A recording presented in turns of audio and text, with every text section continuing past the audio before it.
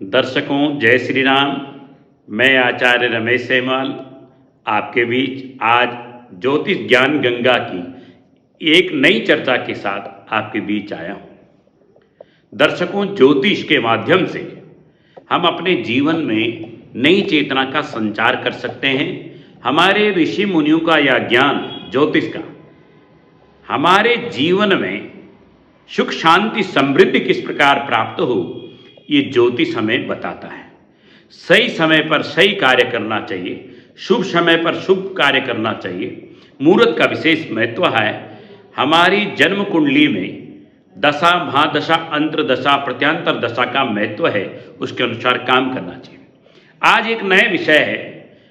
जन्म कुंडली में कभी कभी हमारे भाग्य में अवरोध उत्पन्न हो जाता है। लक्ष्मी प्राप्ति के लिए क्या करें जिससे हमें लक्ष्मी प्राप्त हो।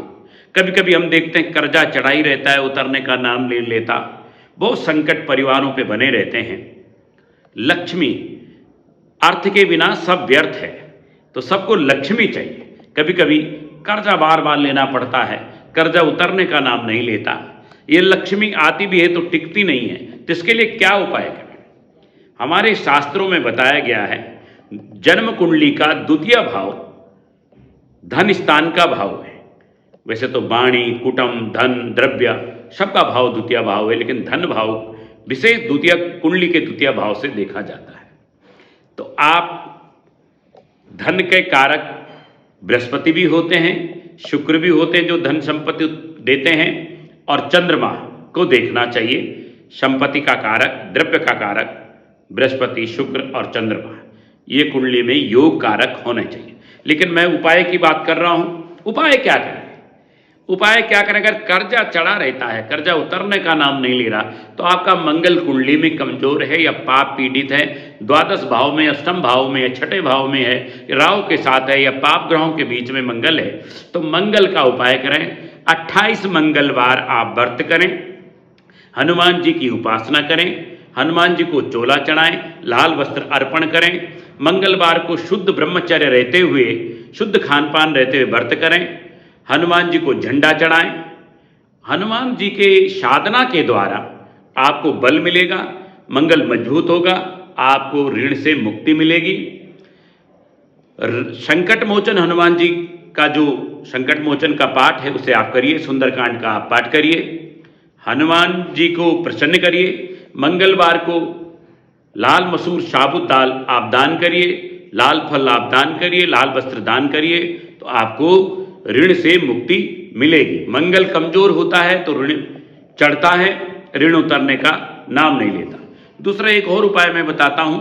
शुक्रवार को लक्ष्मी प्राप्ति के लिए शुक्रवार को खीर बनाएं, अच्छी सी खीर बना करके उसको ठंडी करके गाय माता को खिलाएं। देसी गाय मिले तो बहुत अच्छा है। गाय को देसी गाय को खीर खिलाने से शुक्रवार को आपको जबरदस्त लाभ होगा।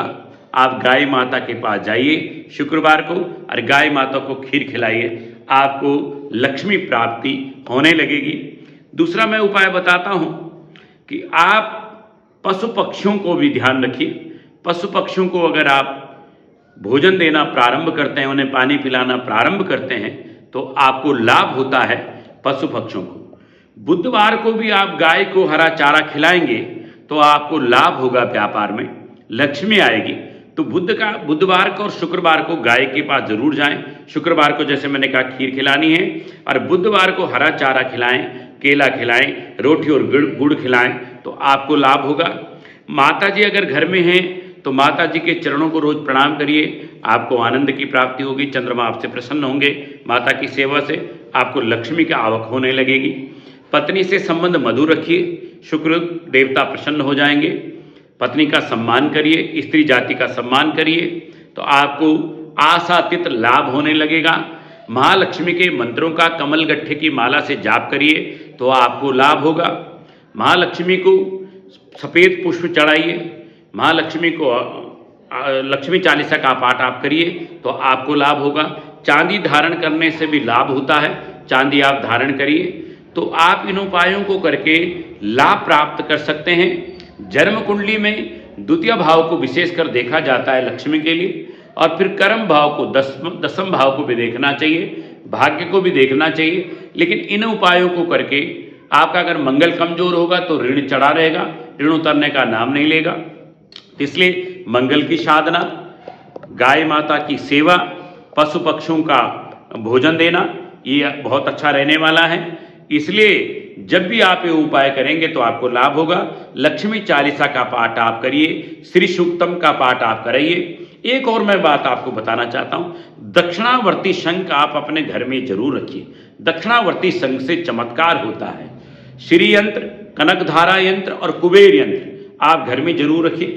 श्री यंत्र, कनकधारा यंत्र और कुबेर यंत्र, इनको तीनों को आप रखिए, इनकी पूजा कराइए और इनको स्थापित अपने घर में करेंगे तो आपको लाभ होगा।